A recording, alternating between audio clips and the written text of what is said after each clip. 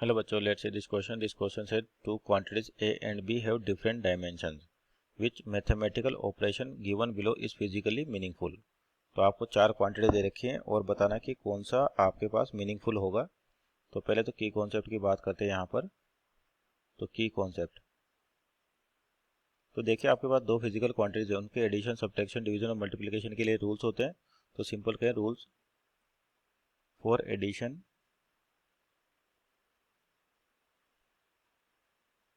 Coma subtraction, division and multiplication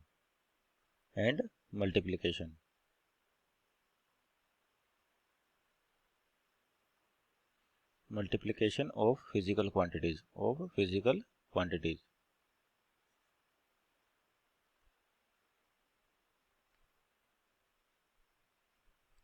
तो देखिए, आपके पास जो रूल है एडिशन सब्ट्रैक्शन के, तो क्या होते हैं कि दो फिजिकल क्वांटिटीज कब ऐड हो सकती हैं। अगर एडिशन की बात करते हैं, एडिशन और सब्ट्रैक्शन की बात करें, एडिशन एंड सब्ट्रैक्शन, तो दो फिजिकल क्वांटिटीज कब ऐड और सब्ट्रैक्ट होती है, जब दोनों के डायमेंशन क्या होनी चाहिए, सेम होनी चाहिए, यानी कि सेम डायमेंशंस। अगर उनके डायमेंशन सेम है तो ही अपन उनको ऐड कर सकते हैं और सब्ट्रैक्ट कर सकते हैं। फॉर एग्जांपल, मान लीजिए आपके पास पहला डायमेंशन मान लीजिए मीटर का है, यानी कि अपने पास कोई भी लेंथ दे रखी है जिसकी यूनिट क्या है, मीटर है। और जो दूसरी क्वांटिटी है, मान लीजिए अपने पास पहली क्वांटिटी बोल देते हैं ए, इसकी यूनिट क्या है, इसकी वैल्यू क्या है, 1 मीटर, और बी है, इसकी यूनिट बोल दिया अपन 1 सेकंड। तो इनको आप ऐड नहीं कर सकते कि मीटर और सेकंड को किस तरह से ऐड करें, क्योंकि दोनों अलग अलग चीज़ें रिप्रेजेंट कर रही हैं।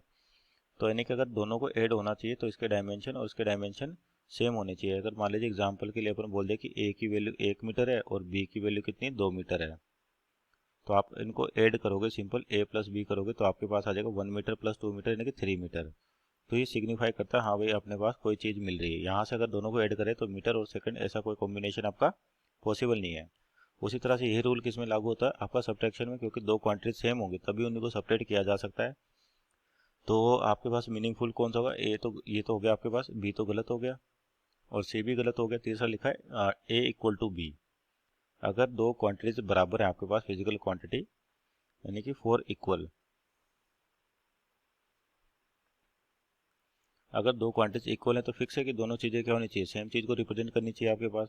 तो फोर इक्वल के लिए क्या होता है आपके पास, सेम डायमेंशंस होने चाहिए आपके पास, सेम डायमेंशंस।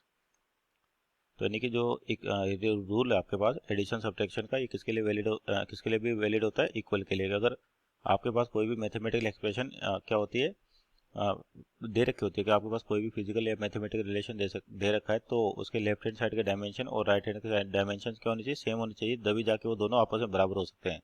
जैसे इसको इसी एग्जांपल समझे कि एक ए की वैल्यू दे रखी है 1 मीटर और बी की वैल्यू दे रखी है 1 सेकंड, तो ये कभी भी इक्वल नहीं हो सकती, क्योंकि अलग फिजिकल क्वांटिटी और ये डिफरेंट फिजिकल क्वांटिटी है। अगर ए की वैल्यू कितनी, 1 मीटर है, और बी की वैल्यू भी कितनी है, 1 मीटर, तब जाके अपन कह सकते हैं कि दोनों सेम होंगी। तो यानी कि ये भी आपका वैलिड नहीं है। और डिवीजन और मल्टीप्लिकेशन में आपके पास डायमेंशंस का कोई रोल नहीं होता। आपके पास दो फिजिकल क्वांटिटी को डिवाइड करें और मल्टीप्लाई करें तो आपके पास क्या होता है, थर्ड फिजिकल क्वांटिटी आ जाती है। तो यानी कि 1/b, जैसे यहाँ पर दे रखा है, मान लेते हैं इसी को आगे फॉलो करें अपन कि ए की वैल्यू क्या आपके पास